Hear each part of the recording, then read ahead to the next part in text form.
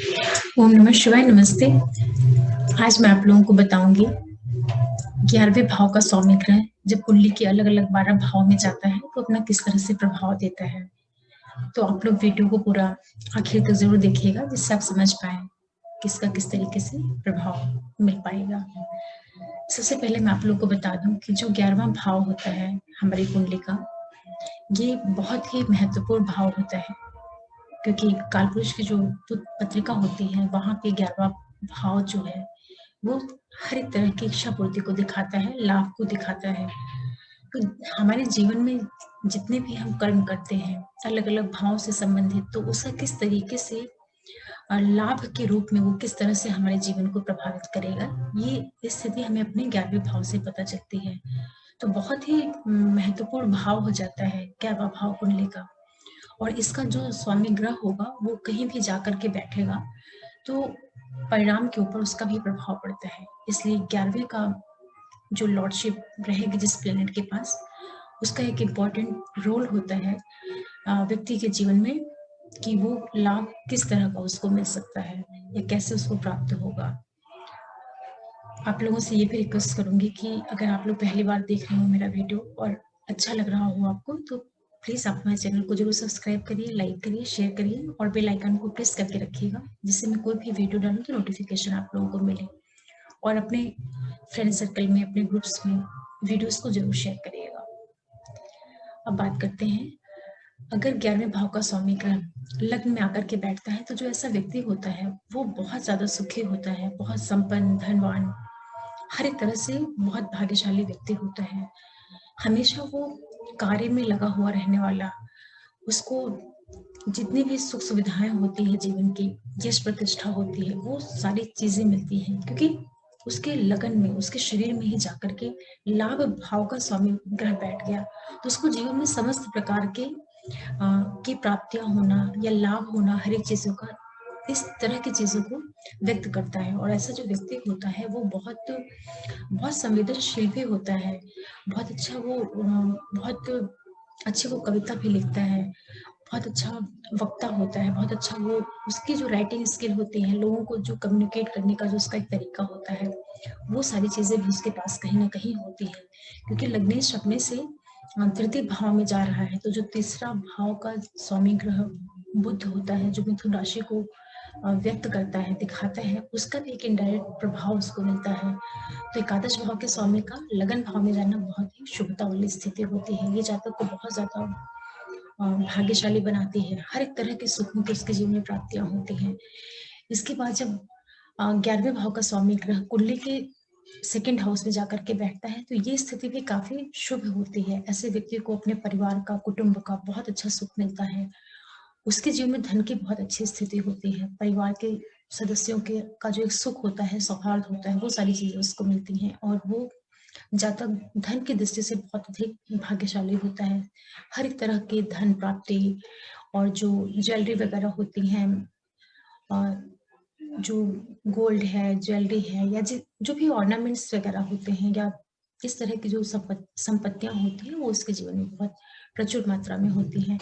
परिवार के सदस्यों के बीच में बहुत ज्यादा पूजनीय और बहुत ज्यादा लोग उसको बहुत पसंद करते हैं, इस तरीके से आप समझ सकते हैं। और ऐसे जो जातक होता है उसके पास बहुत अधिक बैंक बैलेंस होना, या बहुत अच्छा वो वक्ता हो सकता है, बहुत अच्छा वो लोगों से कम्युनिकेट कर सकता है, ये सारी स्थितियां जब एकादश भाव का स्वामी ग्रह द्वितीय भाव में जाकर के बैठता है तब ये सारी चीजें परिणाम दिखते हैं। और ऐसे व्यक्ति के जीवन में अचानक धन प्राप्ति के योग भी निर्मित होते हैं कई बार, क्योंकि वहां पे बैठ करके द्वितीय भाव में अष्टम भाव से भी एकादश भाव का जो है इनडायरेक्ट एक रिलेशन बन जाता है। तो लाइफ में सडन जो मनी का आना होता है, ऐसे इवेंट्स भी ऐसे व्यक्तियों के जीवन में देखे जाते हैं। इसके बाद जब एकादश भाव का स्वामी ग्रह थर्ड हाउस में आकर के बैठता है तो ये भी एक अच्छी स्थिति होती है। ऐसा व्यक्ति काफी मेहनत और पराक्रम के बाद अपनी चीजों को प्राप्त करता है, जो उसके जीवन में लाभ भी मिलता है वो काफी परिश्रम के बाद। और ऐसे व्यक्ति को अपने भाई बंधुओं का बहुत ज्यादा सुख मिलता है, अपने जो उसके स्पेशली जो उसके छोटे भाई बहन वगैरह होते हैं, या जो उसका फ्रेंड सर्कल होता है, उन लोगों के द्वारा भी उसको धन, उसको हर एक तरह के लाभ की स्थितियां निर्मित होती हैं। लेकिन ऐसे व्यक्ति को शूल शास्त्रों में ऐसा वर्णित है कि शूल की पीड़ा मिटती है। शूल की पीड़ा मतलब कि कहीं न कहीं उसके अंदर कुछ तकलीफ भी रहती है। आप इसे इस तरीके से समझ सकते हैं। मतलब कुछ न कुछ उसके अंदर कुछ कष्ट या तकलीफ जैसी चीज़ें भी उसके भीतर कहीं न कहीं रहती हैं। वो तकलीफ किसी भी तरह की हो सकती है, लेकिन एक अंदरूनी एक उसको कोई न कोई कमी कह सकते हैं, ये चीज़ रहती है। और एकादश भाव का स्वामी ग्रह जब तृतीय भाव में होता है, तो जो ऐसा व्यक्ति होता है वो बहुत अच्छा उसकी जो वाणी होगी, जो उसकी कम्युनिकेशन होगी, वो बहुत अच्छी होगी और उसके द्वारा भी उसके जीवन में लाभ की स्थितियाँ निर्मित होती हैं। इस तरीके से आप उसे समझ सकते हैं। ओवरऑल ये है कि थोड़ा मेहनत और प्रयास के बाद चीज़ें उसको प्राप्त होती हैं और वो व्यक्ति उसका लाभ ले पाता है। इसके बाद जब एकादश भाव का स्वामी ग्रह चतुर्थ भाव में जाता है, तो जो ऐसा व्यक्ति होता है उसको अपने सबसे बड़ी चीज़ ये है कि उसको अपने जो उसका जो मदर साइड होता है, जो उसकी माता का पक्ष होता है, उन लोगों के द्वारा उसको बहुत ज़्यादा लाभ की प्राप्ति होती है। माता पक्ष से उसको काफ़ी सपोर्ट मिलता है। उसके पास हर एक तरह की जो प्रॉपर्टी होती है, चाहे वो ज़मीन जायदाद हो, प्रॉपर्टी हो, मकान हो, व्हीकल हो या जो भी अस्थायी संपत्ति होती है, उनसे उसको काफ़ी लाभ होता है। तो कई बार ऐसा जातक जो होता है प्रॉपर्टी से रिलेटेड काम भी कर लेता है, तो उसमें भी उसको काफ़ी आय की स्थितियाँ निर्मित होती हैं। क्योंकि इनकम का जो ओवरऑल प्राप्तियों का मालिक है वो चौथे भाव में जा रहा है, तो उसको हर एक तरह का सुख-सुविधा मिलना, जीवन में यश, प्रतिष्ठा, माता का सुख, ये सारी चीज़ें उसको प्राप्त होती हैं और कहीं न कहीं ऐसा व्यक्ति का जो कर्म क्षेत्र होता है, वो भी काफ़ी मजबूत और बहुत प्रभावशाली होता है और कई बार ऐसे लोग अपने घर के भीतर रह कर के भी कार्य करते हैं और बहुत सफल होते हुए देखे जाते हैं। ऐसे लोगों का जो है कार्य क्षेत्र में भी ज़बरदस्त मजबूती देखने को मिलती है। तो एकादश का जो मालिक चौथे भाव में आकर के बैठता है, ये भी एक अच्छी स्थिति मानी जाती है। इसके बाद जब एकादश का मालिक पंचम भाव में आकर के बैठता है, तो जो ऐसा जातक होता है, उसको अपनी संतान से काफ़ी लाभ की प्राप्ति होती है। उसके जो बच्चे होते हैं, वो उसके लिए काफ़ी अ, उसके लिए नेम, फेम, प्रसिद्धि देने का कारण बन जाते हैं। क्योंकि एकादश भाव का मालिक ग्रह पंचम में जाता है, तो वो संतान भाव होता है। तो उसको अपने बच्चों से बहुत ज़्यादा लाभ होना, उसके बच्चे इस तरह के हो जाएँ कि उनके द्वारा उसको काफ़ी अ, जो भी उसको चाहिए वो मिल जाए अपने बच्चों के द्वारा। ऐसा व्यक्ति काफ़ी क्रिएटिव होता है, उसको उसका क्रिएशन काफ़ी अच्छा होता है, तो उन क्षेत्रों के माध्यम से भी उसको लाभ की स्थितियाँ निर्मित होती हैं। बहुत अच्छा वो किसी भी क्रिएटिव फील्ड से जुड़ा हुआ हो सकता है, जैसे एक्टिंग का फील्ड है या किसी भी तरह का जो आर्टिस्टिक स्किल्स होते हैं, उन क्षेत्रों से उसको काफ़ी अच्छा लाभ हो पाता है। कई बार ट्रेडिंग के माध्यम से उसको काफ़ी अच्छा लाभ होता है। कई बार ऐसा जो जातक होता है खेल-कूद के फील्ड में बहुत अच्छा अपना करियर बना लेता है। जितनी भी अपने कल्चर हैं, संस्कृति है, उन क्षेत्रों से भी उसको काफ़ी लाभ के संयोग निर्मित होते हैं। किसी तरह का फाइनेंशियल इंस्टीट्यूट होता है।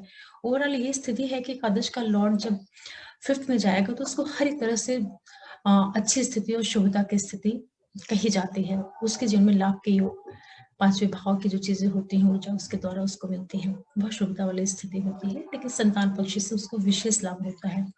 उनके बच्चे हो सकते हैं बहुत अच्छे निकल जाएँ, इस तरह के भी आप योग को समझ सकते हैं।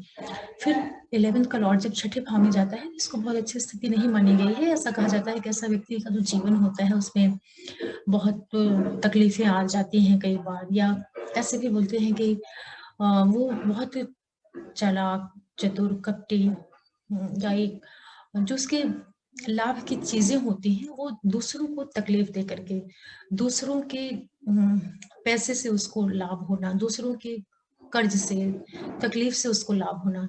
तो यहाँ पर आप ये भी समझ सकते हैं कि चूँकि छठवां भाव कर्ज़े का भी भाव है, तो जो ऐसा जातक होता है, वो कई बार लोन वग़ैरह पे पैसा देता है और उसका जो ब्याज होता है, उसके माध्यम से उसको लाभ मिल जाता है। और ऐसा व्यक्ति कई बार दूसरों की तकलीफ़ों से पैसा अर्न कर लेता है। तो जैसे वो उसका प्रोफ़ेशन हो सकता है वो वकील हो या हो सकता है कि वो कोई डॉक्टर हो, मतलब कि दूसरे की पीड़ा से उसको धन के लाभ के योग निर्मित हों। फिर भी 11वें का मालिक छठे भाव में जाना बहुत ज़्यादा शुभ स्थिति नहीं मानी गई है, शास्त्रों में ऐसा वर्णित है। ऐसा व्यक्ति किन-किन प्रकार छल-कपट से कैसे भी करके पैसा अर्न करता है, ऐसा संकेत मिलता है। हालाँकि ये निर्भर करेगा कि बाकी और चीज़ें कैसी हैं। फिर 11वें भाव का मालिक जब सप्तम भाव में जाता है तो ये स्थिति काफ़ी अच्छी मानी गई है। ऐसे व्यक्ति को कहीं न कहीं अपने भार्या के द्वारा या अपने जीवन साथी के द्वारा या जो उसका बिज़नेस पार्टनर है, उन लोगों के द्वारा उसके लिए जीवन में लाभ की स्थितियाँ निर्मित होती हैं। ये भी एक अच्छी स्थिति मानी जाती है और ऐसा जो जातक होता है उसकी पत्नी भी उसके लिए काफ़ी सपोर्टिव होती है या वो अर्न करने वाली होती है या उसके लिए कहीं न कहीं से एक सपोर्ट देने का काम करती है। तो ओवरऑल ये है कि उसे या तो अपने जीवन साथी के द्वारा, बिज़नेस पार्टनर के द्वारा या व्यापार के द्वारा लाभ के योग निर्मित होते हैं। इस तरह के योग बनते हैं जब 11वें का मालिक सप्तम भाव में आता है। फिर 11वें का मालिक जब अष्टम भाव में आता है तो ये भी अच्छी स्थिति नहीं मानी गई है। ऐसा कहा गया है कि जो ऐसा व्यक्ति होता है वो अपने धन का स्वयं नाश करने वाला होता है या अपनी चीज़ों का वो स्वयं से उसको नष्ट कर देना। तो तात्पर्य ये है कि उसकी चीज़ें इस तरीके से होती हैं कि कई बार उसके लाभ में एक उतार-चढ़ाव के योग देखने को मिलते हैं। और मैं जो समझती हूँ कि यहाँ पर जो उसके लाभ के योग निर्मित होंगे, अगर वो मेडिकल फ़ील्ड से जुड़ कर के कार्य करता है, कोई डॉक्टर है, इंजीनियर है या किसी रिसर्च की फ़ील्ड से जुड़ कर के है या उसके लिए कोई भी जो अकल्ट वाले फ़ील्ड्स होते हैं, जैसे एस्ट्रोलॉजी है और तंत्र मंत्र इस तरह की चीज़ें होती हैं, ऐसे क्षेत्रों से जुड़ कर के जब वो अपना कार्यक्षेत्र बना लेता है, तो उसके माध्यम से उसको लाभ के योग निर्मित होते हैं और कई बार उसको सडन धन प्राप्ति के योग भी निर्मित होते हैं, उसकी लाइफ में आते हैं ऐसे इवेंट्स कई बार कि कुछ ट्रेजेडी के बाद या किसी तरह की कैजुअलिटी के बाद भी उसको लाइफ में कई बार धन के योग निर्मित होते हैं। जैसे कि फैमिली में किसी का खत्म हो जाना या जो प्रॉपर्टी वगैरह होती है, ऐसी स्थिति के बाद मिलना, इस तरह से भी इस परिणाम को लिया जा सकता है।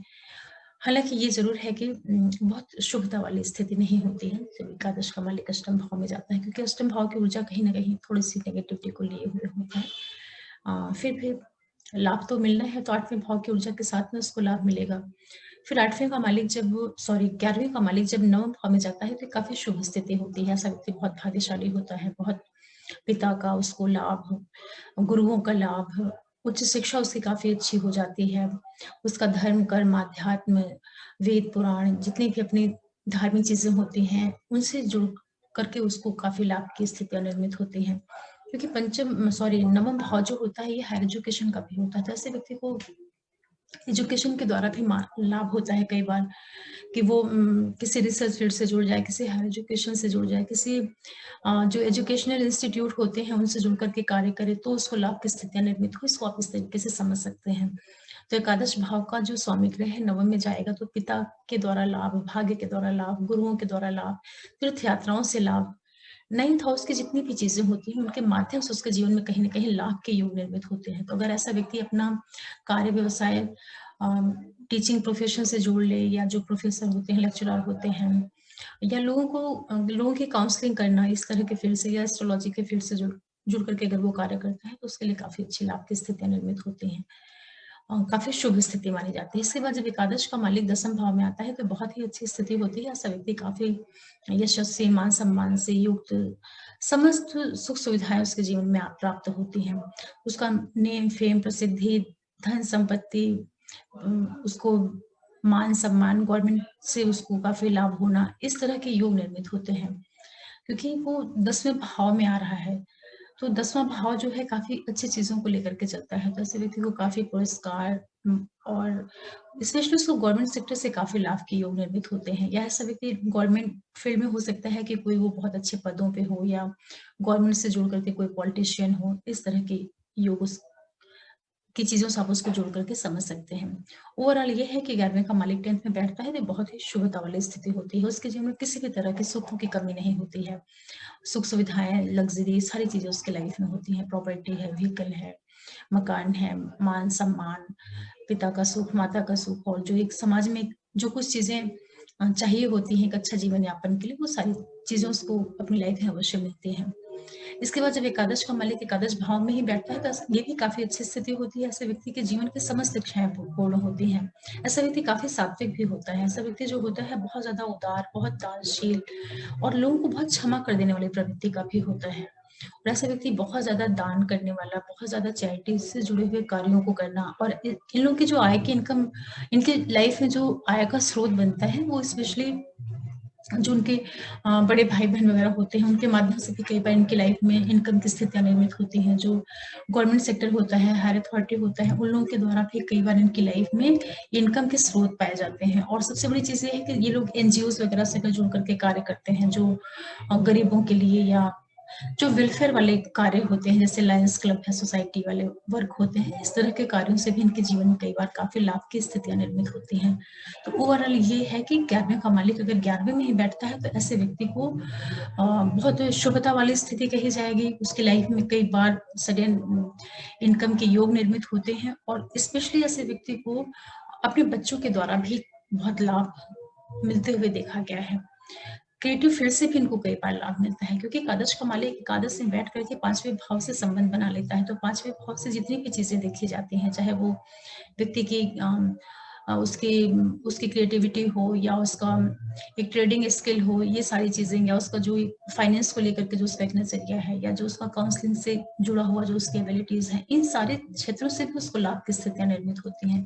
तात्पर्य यह है कि 11th का लॉर्ड जब 11th में बैठता है, तो ये व्यक्ति के लिए हर तरह से लाभ के योग निर्मित करने का प्रयास करता है। एक अच्छी स्थिति, शुभ स्थिति मानी जाती है। इसके बाद जब एकादश का मालिक द्वादश भाव में जाकर के बैठते हैं, तो ऐसा व्यक्ति जो होता है अपने धन का व्यय बहुत ज्यादा सात्विक कार्यों पे करता है, शुभ कार्यों पे करता है। और ये भी कह सकते हैं कि ऐसा व्यक्ति काफी खर्च करने के पहले सोचना नहीं, या अपने बहुत बड़े दिल का होता है, क्योंकि जो उसके जीवन में, जो उसके जीवन में लाभ की चीजें उसको प्राप्त होती हैं, तो उनके प्रति उसका बहुत ज्यादा मोह नहीं होता है, या उसको बहुत ज्यादा बचा के रखने वाली प्रवृत्ति नहीं होती है। तो उसको बहुत फ्रिक्वेंटली उसको खर्च कर देना, किसी के ऊपर भी खर्च कर देना। और चूंकि 12वां भाव जो होता है मोक्ष का भाव होता है, और इसको मंदिर से भी जोड़ करके देखा जाता है, और ये इन्वेस्टमेंट का भी भाव होता है। तो मोस्टली देखा गया है कि जब 11वें का मालिक 12वें में जाकर के बैठता है, तो ऐसा व्यक्ति जो लाभ भी प्राप्त करता है अपने जीवन में, तो वो ईश्वर से जुड़ी हुई जो चीजें होती हैं, उनके माध्यम से भी कई बार उसको लाभ के योग, संयोग लाभ के योग निर्मित होते हैं। कहने का तात्पर्य ये है कि जैसे वो उदार तो होता है, बहुत उदार होता है, तो इसी तरह के जो वो कार्य करता है, उन कार्य के माध्यम से भी उसको, उन कार्यों के द्वारा भी उसको लाभ की स्थितियां निर्मित होती हैं।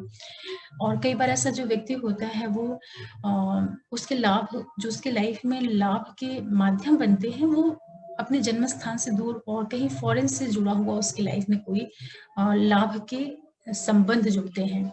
इसे आप इस तरह से समझ सकते हैं कि कहीं ना कहीं उसकी लाइफ में एक फॉरेन का कनेक्शन, या जो उसका जन्म स्थान है उससे कहीं दूर जाकर के कुछ वो कार्य करता हो, और उसके माध्यम से उसको धन की प्राप्तियां होती हों।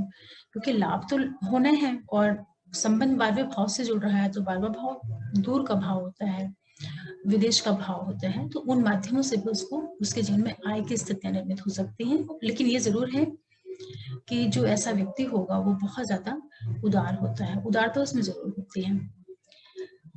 जब एकादश का मालिक 12वें भाव में जाता है, ये मैंने स्वयं भी देखा है कि बहुत से लोगों के गुण। और एक चीज और भी होती है कि एकादश का मालिक जब 12वें में जाता है, तो ऐसे व्यक्ति के जीवन में भले बहुत प्रचुर मात्रा में धन संपत्ति ना हो, बहुत ज्यादा उसकी लाइफ में पैसा भी ना हो, फिर भी उसके जीवन के जो कार्य होते हैं वो बहुत आसानी से पूरे हो जाते हैं। बहुत ज्यादा उसके पास बैंक बैलेंस भी नहीं हो, संचित जो धन होता है वो भी उसके पास ना हो, लेकिन फिर भी उसके कोई कार्य नहीं रुक पाते हैं।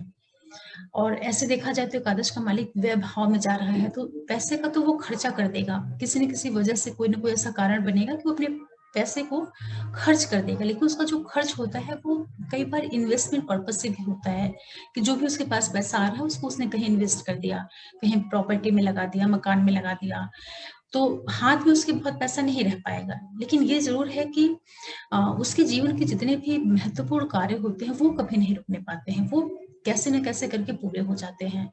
ये मैंने बहुत सी कुंडलियों में इस चीज को देखा है, और ये मेरा अनुभव है कि ऐसे व्यक्ति का कार्य कभी भी रुकने नहीं पाता है। और इसके पीछे जो कारण है कि जो लाभ प्राप्तियों का मालिक है वो अपने से द्वितीय भाव में जा रहा है, तो जब भी कोई भाव का ग्रह अपने से दूसरे भाव में जाता है, तो उस भाव की वृद्धि कर देता है। तो ऐसा व्यक्ति जैसे कि एक तरफ से खर्च करता रहता है, और दूसरी तरफ से उसके पास धन आता रहता है, कहीं ना कहीं से उसके पास खर्च करने के लिए धन पुनः आ जाता है। इस तरीके से भी आप लोग इसको समझ सकते हैं कि वो एक और खर्च करेगा और दूसरे उससे उसके पास पैसे आ जाएंगे। वो टिकेंगे नहीं, फिर चले जाएंगे, लेकिन वो उसका जो साइकिल है वो बना रहेगा और कार्य उससे कोई भी नहीं रुकने पाएंगे। तो इसको देख करके कभी घबराना नहीं चाहिए कि 11th का जो लॉर्ड है वो 12th में चला गया है तो ऐसा व्यक्ति बहुत गरीब होगा या पूरी लाइफ उसको धन से संबंधित तकलीफें होंगी, ऐसा कोई जरूरी नहीं है।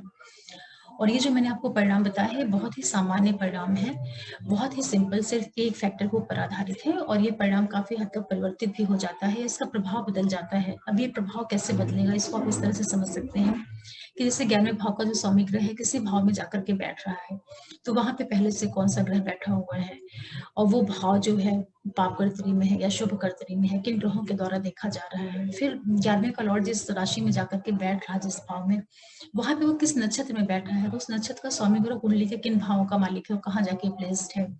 इसके अलावा जो 11वां भाव है वो पाप कर्तरी में है कि शुभ कर्तरी में है।